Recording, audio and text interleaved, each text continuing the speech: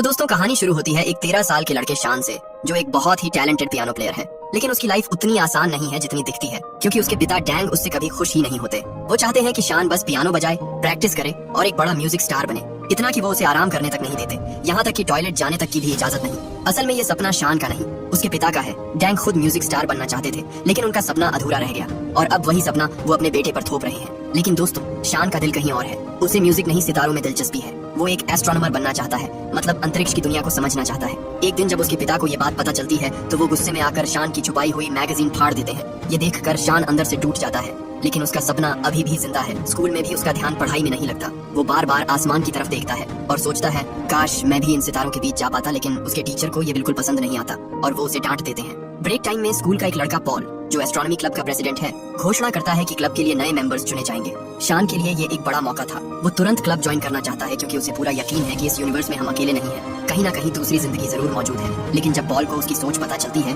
तो वो उसे मना कर देता है। वो कहता है, ये क्लब सीरियस स्टूडेंट्स के लिए है, तुम्हारे जैसे सपने देखने वालों के लिए नहीं। ये सुनकर शान का दिल फिर से टूट जाता है और तभी कहानी में एंट्री होती है स्कूल के सबसे बड़े गुंडे युवान की। वो शान को घेर लेता है और कहता है, अगर तू साबित नहीं कर पाया कि एलियन होते हैं तो तुझे मार पड़ेगी। अब शान के पास कोई सबूत तो है नहीं, तो वो एक चाल चलता है। वो एक बॉल उठाकर अपने प्रोफेसर की तरफ फेंक देता है और इल्जाम युवान पर डाल देता है। फिर क्या, मौका मिलते ही शान और उसका दोस्त वहाँ से भाग जाते हैं, लेकिन युवान उनका पीछा करता है और बचने के लिए दोनों दोस्तों को अलग अलग छिपना पड़ता है। शान भागते भागते एक क्लास में घुस जाता है, जहाँ उसकी मुलाकात होती है अपने हाफ ब्रदर मोमो से। और यहीं से उसकी लाइफ में आने वाला है एक बहुत बड़ा ट्विस्ट, क्योंकि बहुत जल्द शान की मुलाकात होने वाली है एक ऐसे एलियन से, जो सिर्फ उसकी जिंदगी ही नहीं बल्कि 2 ग्रहों का भविष्य बदलने वाला है। तो दोस्तों, अब कहानी में आता है एक इमोशनल मोड शान की माँ, जो अब अलग रह रही है। अपने बड़े बेटे मोमो के साथ उसे डिनर पर बुलाती है, लेकिन तभी शान का पिता डैंग वहाँ आ जाता है और बिना कुछ सुने उसे घर वापस ले जाता है। असल में डैंग आज तक अपनी एक्स वाइफ को माफ नहीं कर पाया, क्योंकि उसने दूसरी फैमिली बना ली थी। घर पहुँचते ही डिनर टेबल पर फिर झगड़ा शुरू हो जाता है। डैंग चाहता है कि शान हर रात पियानो बजाए, लेकिन अब शान उस पियानो को देखना तक पसंद नहीं करता। गुस्से में आकर शान अपने कमरे में चला जाता है और अपने पिता की फोटो पर सींग बना देता है। लेकिन मजबूरी में वो फिर से पियानो प्रैक्टिस शुरू करता है और तभी अचानक कुछ अजीब होता है। एक टूटता हुआ तारा सीधे उसके कमरे की खिड़की से अंदर आता है और शान देखता है कि उसका प्यारा टेडी पांडा गायब हो चुका है। अगले ही पल वही टेडी उसके सामने आ जाता है। डर के मारे शान उस पर हमला कर देता है। तभी उसका पिता कमरे में आता है। शान बताता है कि टेडी खुद चल रहा है, लेकिन डैंग को लगता है कि ये सब बहाना है। वो गुस्से में टेडी को कुचल देता है और शान को फिर से प्रैक्टिस करने को कहता है। लेकिन दोस्तों, असली सरप्राइज तो अभी बाकी था। जैसे ही शान कमरे से बाहर जाता है, वो टेडी फिर से जिंदा हो जाता है। इस बार शान उसे बैट से मारने की कोशिश करता है, लेकिन टेडी बहुत तेज होता है और बच जाता है। फिर वो सीधे पियानो के पास जाता है और खुद पियानो बजाने लगता है। इतना खूबसूरत म्यूजिक कि पूरे कमरे की चीजें हवा में तैरने लगती हैं। अब शान समझ जाता है कि ये कोई साधारण टॉय नहीं है। धीरे धीरे वो उसके पास जाता है और तभी सच्चाई सामने आती है। ये टेडी असल में एक एलियन है, जिसका नाम है मोजार्ट। वो प्लेनेट अल्फा 18 से आया है और उसकी बॉडी पूरी तरह एनर्जी से बनी है, इसलिए उसे दुनिया में दिखने के लिए किसी चीज के अंदर जाना पड़ता है और उसने इस टेडी को अपना शरीर बना लिया। मोजार्ट सिर्फ पियानो ही नहीं बजा सकता, बल्कि वो किसी भी भाषा में बात कर सकता है और उसके पास एक खास पावर भी है, टेलीकिनेसिस, यानी बिना छुए चीजों को हवा में उड़ाना। वो अपनी इस पावर से किताबों का पुल बनाता है और शान को खिड़की के बाहर ले जाता है, लेकिन तभी बैलेंस बिगड़ता है और शान नीचे गिरने लगता है। आखिरी सेकंड में मोजार्ट उसे बचा लेता है। फिर वो शान को डांटता है और कहता है, मेरे टेंटिकल को दोबारा मत छूना। इसके बाद दोनों वापस कमरे में आ जाते हैं और शान सो जाता है। लेकिन रात में मोजार्ट अपने मिशन के बारे में सोचता है और अपने प्लान का पहला स्टेप शुरू करता है। उसे ये मिशन 2 महीने में पूरा करना है। अगली सुबह शान उठकर पूरे कमरे में मोजार्ट को ढूंढता है और जब उसे मिलता है तो देखता है कि वो उसकी फेवरेट घड़ी पहने हुए है। शान उसे समझाता है कि उसे स्कूल जाना है और कहता है कि वो घर पर छुप कर रहे। मोजार्ट जिद पकड़ लेता है कि वो भी शान के साथ स्कूल जाएगा। अब शान के पास कोई ऑप्शन नहीं होता और उसे मजबूरी में टेडी को साथ ले जाना पड़ता है। क्लास के दौरान वो मोजार्ट को डेस्क के नीचे छुपा देता है, लेकिन मोजार्ट को तंग जगह बिल्कुल पसंद नहीं, इसलिए वो बार बार बाहर निकलने की कोशिश करता रहता है। ये सब देखकर शान का दोस्त शेहा को शक होने लगता है कि जरूर कुछ गड़बड़ है। ब्रेक में वो शान को पकड़कर सच्चाई पूछता है। पहले तो शान बचने की कोशिश करता है, लेकिन जब शेहा नहीं मानता तो वो उसे टेडी दिखा देता है। लेकिन ट्विस्ट ये है, मोजार्ट बिल्कुल चुप हो जाता है, जैसे वो एक नॉर्मल खिलौना हो। अब शेहा गुस्से में आ जाता है। उसे लगता है कि शान उसका मजाक उड़ा रहा है। तभी शान की इज्जत बचाने के लिए मोजार्ट अचानक खड़ा हो जाता है और बोलने लगता है। ये देखकर शेहा के होश उड़ जाते हैं। अब उसे यकीन हो जाता है कि ये सच में एलियन है। शान बताता है कि ये एलियन बहुत शानदार पियानो बजाता है, इसीलिए उसने इसका नाम रखा है मोजार्ट। तभी अचानक एंट्री होती है स्कूल के गुंडे युवान की। वो शान से सुलह करने आता है, लेकिन जैसे ही वो शेहा को परेशान करता है, मोजार्ट एक्शन में आ जाता है। वो अपनी पावर से युवान को इतनी तेज घुमाता है कि जब वो रुकता है तो वो लड़कियों के कपड़ों में होता है। डर के मारे वो तुरंत भाग जाता है कपड़े बदलने। अब दोस्तों, आता है एक मजेदार सीन। स्पोर्ट्स पीरियड में शान और शेहा की टीम का मैच होता है पॉल की टीम के साथ। सबको लगता है कि ये मैच वो लोग बुरी तरह हार जाएंगे, लेकिन मोजार्ट की मदद से शेहा ऐसे ऐसे गोल मारता है कि सब हैरान रह जाते हैं और आखिर में उनकी टीम मैच जीत जाती है। अब कहानी में थोड़ा रोमांस भी आता है। क्लास के बाद शान स्कूल के गार्डन में जिंग को देखता है। जिससे वो हमेशा से प्यार करता है लेकिन कभी बोल नहीं पाया। तभी वो देखता है कि पॉल जिंग को फूल दे रहा है। ये देखकर शान को जलन होती है और वो मोजार्ट से कहता है कि पॉल की बेइज्जती करवा दे। फिर क्या मोजार्ट अपना कमाल दिखाता है। पॉल की विग उड़ जाती है, वो गिर पड़ता है और उसकी पैंट भी फट जाती है। जिंग ये सब देखकर हंसने लगती है और पॉल शर्म के मारे वहाँ से भाग जाता है। शान, शेहा और मोजार्ट तुरंत छुप जाते हैं ताकि जिंग उन्हें ना देख ले। लेकिन दोस्तों, उनका ये प्लान उतना परफेक्ट नहीं था, क्योंकि आगे होने वाला है एक नया ट्विस्ट जो इन तीनों की मुसीबतें और बढ़ा देगा। जिंग उन्हें पकड़ लेती है और इसी दौरान उसे पता चल जाता है कि शान का टेडी कोई आम खिलौना नहीं बल्कि उसमें सुपर पावर है। अब दूसरी तरफ युआन भी इस सब में दिलचस्पी लेने लगता है। वो एक ऐसे ग्रुप को ज्वाइन करता है जो एलियंस पर रिसर्च करता है। इस ग्रुप की लीडर एक अजीब सी औरत है जो खुद को इंटरगैलेक्टिक रूलर बताती है और कहती है कि वो धरती को नए दौर में ले जाने आई है। उधर उसी दिन शाम को शान, शेहा और जिंग एक नया एडवेंचर करने निकलते हैं। वो लोग स्कूल के पानी के टैंक के ऊपर चढ़ना चाहते हैं ताकि ऊपर से शहर का नजारा देख सके। मोजार्ट उनकी मदद करता है और हवा में तैरते पत्थरों की सीढ़ी बना देता है। तीनों ऊपर पहुंच जाते हैं और सनसेट का खूबसूरत नजारा देखते हैं। ये पल शान के लिए बहुत खास होता है, क्योंकि पहली बार उसे लगता है कि उसकी दुनिया बदल रही है। लेकिन दोस्तों, असली ट्विस्ट अभी बाकी है। शाम को जब गैंग घर आता है तो वो अपने बेटे को पियानो बजाते हुए सुनता है। वो खुश हो जाता है और सोचता है कि शान आखिरकार सुधर रहा है। लेकिन सच्चाई ये होती है, पियानो मोजार्ट बजा रहा होता है और शान सिर्फ देख रहा होता है। रात में मोजार्ट अपने ग्रह से संपर्क करता है और बताता है कि मिशन सही चल रहा है।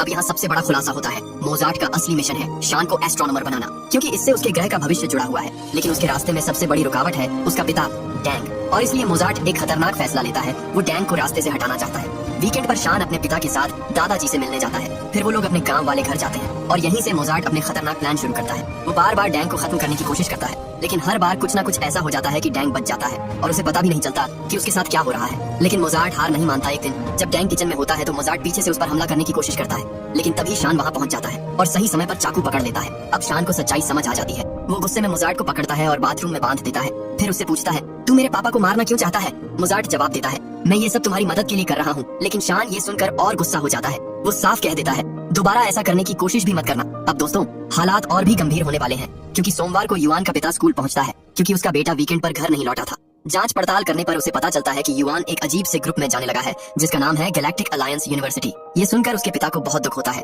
क्योंकि असल सच्चाई ये है, जब युआन सिर्फ 4 साल का था तब उसकी माँ की एक कार एक्सीडेंट में मौत हो गई थी। लेकिन उसके पिता ने उसे सच नहीं बताया। उन्होंने कहा कि उसकी माँ किसी दूसरे ग्रह पर चली गई है, और तभी से युआन को लगने लगा कि उसकी माँ एक दिन वापस आएगी और उसे अपने साथ दूसरे ग्रह पर ले जाएगी। ये बात सुनकर शान को युआन पर दया आती है। भले ही वो उसका दोस्त नहीं है, लेकिन फिर भी शान, शेहा और जिंग मिलकर उसे ढूंढने निकलते हैं। जल्द ही उन्हें पता चलता है कि युआन एक ऊंची एंटेना पर चढ़ा हुआ है और अपनी माँ का इंतजार कर रहा है। उसे नीचे लाना आसान नहीं था। तभी मोजार्ट आगे आता है। वो उड़कर युआन के पास जाता है और कहता है, तुम्हारी माँ एक जरूरी मिशन पर है, जैसे ही वो खत्म होगा वो तुम्हें लेने आएगी।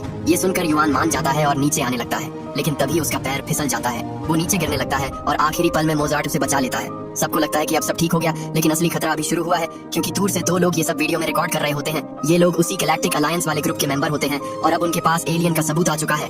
वो तुरंत अपनी लीडर के पास जाते हैं और वो औरत आदेश देती है, उस एलियन को पकड़ कर लाओ। अब अगले दिन शान के घर एक नया ड्रामा शुरू होता है। उसका म्यूजिक टीचर आता है, लेकिन इस बार मोजार्ट उसकी मदद नहीं करता, क्योंकि शान ने पूरे हफ्ते प्रैक्टिस ही नहीं की थी। इसीलिए उसका परफॉर्मेंस बहुत खराब होता है और टीचर गुस्से में चला जाता है। अब डैंग पूछता है, ये क्या हो रहा है? और पहली बार शान खुलकर अपने दिल की बात कह देता है। वो बोलता है, मैं म्यूजिक नहीं करना चाहता, ये मेरा सपना नहीं है। ये सुनकर डैंग भी समझ जाता है कि वो अपने बेटे पर जबरदस्ती कर रहा था, इसलिए वो एक डील करता है, अगर तुम म्यूजिक चैंपियनशिप के फाइनल तक पहुंच गए तो मैं तुम्हें कभी पियानो बजाने के लिए मजबूर नहीं करूंगा। अब ये शान के लिए एक बड़ा चैलेंज था और उसकी मदद के लिए मोजार्ट फिर से एक्टिव हो जाता है। अगली सुबह वो शान को सुबह 5 बजे जगा देता है और उसे ट्रेन स्टेशन ले जाता है। फिर जब शान की आंखें बंद होती हैं, मोजार्ट उसके मुंह में एक अजीब सा ऑरेंज बॉल डाल देता है। उसकी दुनिया पूरी तरह बदल जाती है। अचानक शान की सुनने की ताकत बहुत तेज हो जाती है। वो दूर दूर की आवाजें भी साफ सुन सकता है। अब एक्साइट होकर वो पूरे शहर में घूमता है और हर छोटी बड़ी आवाज को महसूस करता है। जब वो घर लौटकर पियानो बजाता है तो उसे पहली बार म्यूजिक की असली खूबसूरती समझ आती है। अब उसका टैलेंट और भी निखर जाता है। धीरे धीरे वो स्टेज पर परफॉर्म करता है और जजेस उसके टैलेंट से इम्प्रेस हो जाते हैं। लोग उसे म्यूजिक प्रोडिजी कहने लगते हैं और उसका नाम अखबारों में भी छपने लगता है। डैंग अपने बेटे पर बहुत गर्व महसूस करता है,